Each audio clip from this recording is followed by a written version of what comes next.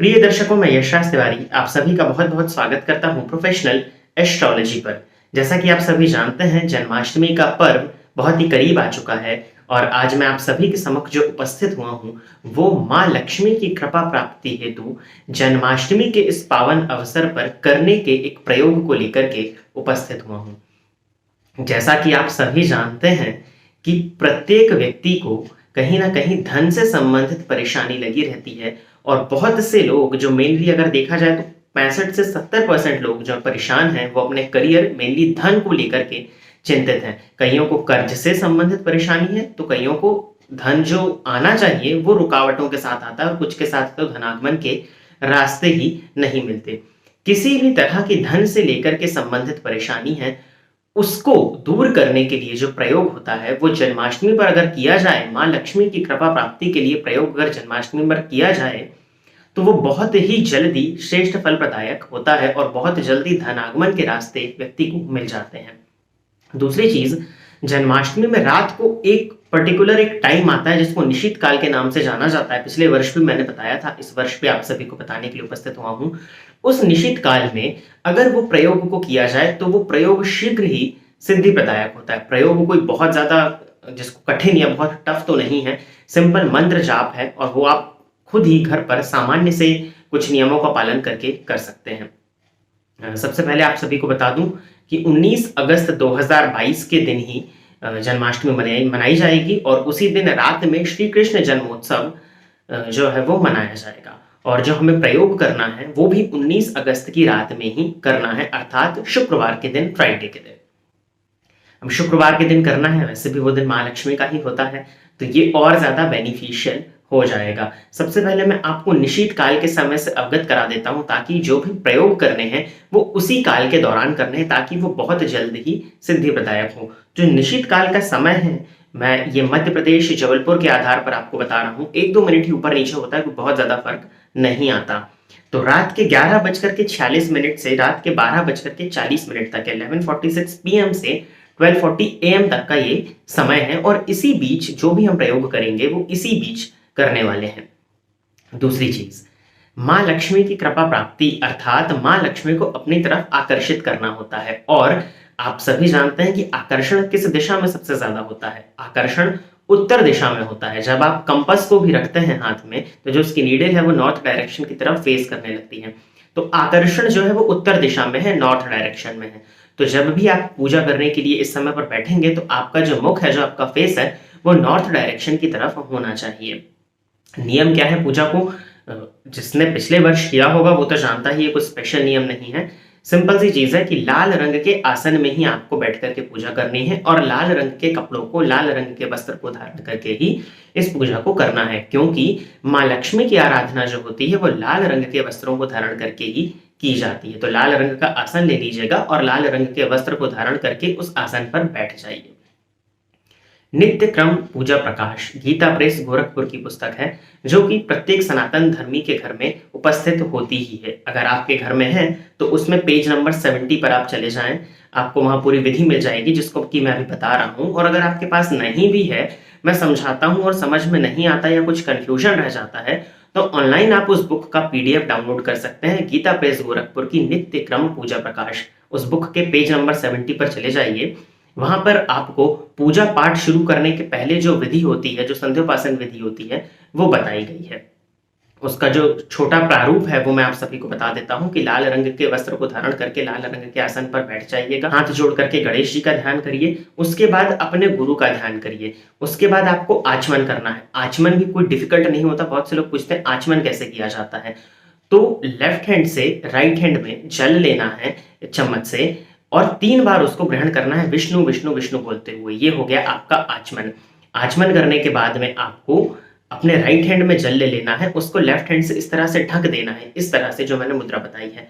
Right hand में जल लेकर के लेफ्ट हैंड से ढकें, 3 बार गायत्री मंत्र आपको बोलना है और गायत्री मंत्र से अभिमंत्रित जल को अपने चारों ओर घुमा लेना है इस तरह से, ताकि गायत्री मंत्र का जो शक्ति उस जल में गई है वो उस घेरे में आप सुरक्षित हो जाएं। और फिर उसके बाद में आपको प्राणायाम करना होता है, जो कि संध्योपासन विधि का एक पार्ट है।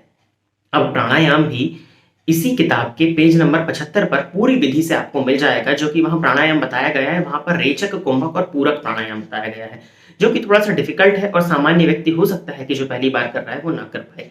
तो आप सामान्य प्राणायाम भी कर सकते हैं। सामान्य प्राणायाम की विधि सब जानते हैं। लेफ्ट नॉस्ट्रिल से साँस को खींचना, थोड़ी देर रोक करके रखना और सूर्य भगवान का ध्यान करना, गायत्री मंत्र का जप मनी मन कर सकते हैं और फिर राइट नॉस्ट्रिल से उस श्वास को छोड़ देना। ये प्राणायाम की विधि होती है। इसके बाद में आपको कुछ नहीं करना है, फिर एक दिया जला लेना है, घी का दिया जलाना है। लक्ष्मी जी की पूजा में घी का दिया जलाना बहुत ज़रूरी होता है। तो घी का दिया जला लीजिए, गोलबत्ती को दिए में रख करके उसमें घी डालें और घी का दिया जला लें। कर्मसाक्षी दीपक के रूप में भी आप देख सकते हैं उसको। अब उस दीप का पूजन कर दीजिए। पंचोपचार पूजन जो नॉर्मल वे में किया जाता है वो पूजा कर सकते हैं आप, और सुगंधित धूप बत्ती का इस्तेमाल भी आप कर सकते हैं। अब इसके बाद में जो प्रयोग हैं वो मंत्र जाप भी आप कर सकते हैं या पाठ भी कर सकते हैं। अब जिस व्यक्ति को जो ठीक लगे वो। मैं 5 चीज़ें बताने चाहूँगा, उन 5 में से कोई भी एक चीज़ आप कर सकते हैं। और अगर इन 5 चीज़ों के अलावा भी पहले से आप महालक्ष्मी का कोई मंत्र जाप कर रहे थे, तो आपको उसी मंत्र को जप करना है कम से कम 21 माला, जो मंत्र का आप जाप कर रहे थे पहले से। जो निश्चित काल मैंने बताया 11:46 पीएम से 12:40 एएम तक, उसी बीच में आपको ये करना है। तो अगर आप कोई महालक्ष्मी का मंत्र पहले से जप रहे थे, तो उसी मंत्र को जपिएगा, ताकि वो मंत्र आपने पहले से जपा है, इस समय पर जप करने से बहुत ही जल्द वो सिद्धि प्रदायक हो जाएगा, बहुत ही जल्द वो मंत्र सिद्ध हो जाएगा। जपात सिद्धि, बार-बार जपने से मंत्र जो है वो सिद्ध हो जाता है। और अगर आप पहले से कोई मंत्र का जाप नहीं कर रहे हैं, तो बहुत आसान होगा। उसकी फ़ोटो मैं यहाँ पर लगा देता हूँ स्क्रीन में, लेफ्ट साइड में आपको मिलेगी। आप रोक करके स्क्रीनशॉट ले लीजिएगा, क्योंकि बहुत से लोग पूछते हैं कि हमें तो मिलता ही नहीं है। श्री सूक्त का पाठ, श्री सूक्त का 11 पाठ आप कर सकते हैं। इसी समय पर आपको करना है, कोई बहुत नियम नहीं, जो नियम मैंने बताया उसी को नॉर्थ डायरेक्शन में फेस करके श्री सूक्त के 11 पाठ आपको उसी समय पर निश्चित काल जो मैंने बताया वहां पर करने हैं। 11 पाठ के बाद में आप मां लक्ष्मी से प्रार्थना करके पूजन से उठ सकते हैं। वैसे भी जन्माष्टमी का समय है, तो बहुत से लोगों ने उपवास तो रखा ही होगा, तो कुछ नियम मानने की ज्यादा जरूरत यहाँ पर नहीं है। और अगर आपका उपवास नहीं है, तो कोशिश करें कि आज के दिन सात्विक अन्न का ही भक्षण आप करें। अगर आप श्री सूक्त नहीं पढ़ना चाहते, तो आप 11 पाठ कनकधारा स्तोत्र का भी कर सकते हैं। वो भी मां लक्ष्मी की कृपा प्राप्ति के लिए बहुत ज्यादा आवश्यक है। तीसरा प्रयोग है, अगर आप ये पाठ नहीं करना चाहते और आप मंत्र जप करना चाहते हैं, तो आप लक्ष्मी गायत्री मंत्र, मैंने पिछले वर्ष भी बताया था, इस वर्ष भी बता दे रहा हूं, यहां भी लिख दूंगा और संभव हुआ तो डिस्क्रिप्शन में भी उसको लिखवा दूंगा। तो लक्ष्मी गायत्री मंत्र, महालक्ष्मी च विद्महे विष्णु पत्ने च धीमहि तन्नो लक्ष्मी प्रचोदयात्। महालक्ष्मी च विद्महे विष्णु पत्ने च धीमहि तन्नो लक्ष्मी प्रचोदयात्। इस मंत्र का आप जाप कर सकते हैं 7 माला। एक माला में 108 मन के होते हैं, तो 7 माला आपको इस मंत्र का जाप करना है। इन तीनों में से कोई भी आप प्रयोग कर सकते हैं। अगर यह भी आपको डिफिकल्ट लगता है, तो एक चौथा प्रयोग है, जो मंत्र मैं आपको बता रहा हूं, ओम ह्रीम श्रीम नमः। ओम ह्रीम श्रीम नमः, इस मंत्र का 21 माला आप जप कर सकते हैं। यह मंत्र का जप करना भी आपके लिए बहुत ईजी होगा, और इस मंत्र का जप करके भी आप मां लक्ष्मी की कृपा प्राप्ति कर सकते हैं। और अगर आपको ये मंत्र भी नहीं जपता, तो ओम श्रीम श्रीय नमः, जहां तक मुझे याद है कि मैंने पिछले वर्ष भी ये मंत्र बताया था, अगर आपने पिछले वर्ष भी जो मंत्र किया है उसी को करें तो ज्यादा अच्छा होगा। ओम श्रीम श्रीय नमः, इस मंत्र का भी आप 21 माला जप कर सकते हैं। तो इन पांचों में से जो भी प्रयोग आपको अच्छा लगे, उस प्रयोग को आप करें। साथ ही साथ आप सभी से मैं यह भी कहना चाहूंगा कि इस वीडियो को ज्यादा से ज्यादा लोगों के पास में शेयर करें, ताकि जिनको आवश्यकता है उन तक ये वीडियो पहुंच सके और वो इस प्रयोगों को करके जो लाभ है वो ले सकें। आज के लिए बस इतना ही रखते हैं। उसके पहले भी आप सभी YouTube परिवार के दर्शकों को जन्माष्टमी की हार्दिक शुभकामनाएं। इसके साथ ही साथ इस वीडियो को शेयर करना मत भूलिएगा, जिनको आवश्यकता है उन तक पहुंचाना बहुत जरूरी है। आज के लिए बस इतना ही, पुनः मुलाकात होगी। नमस्कार।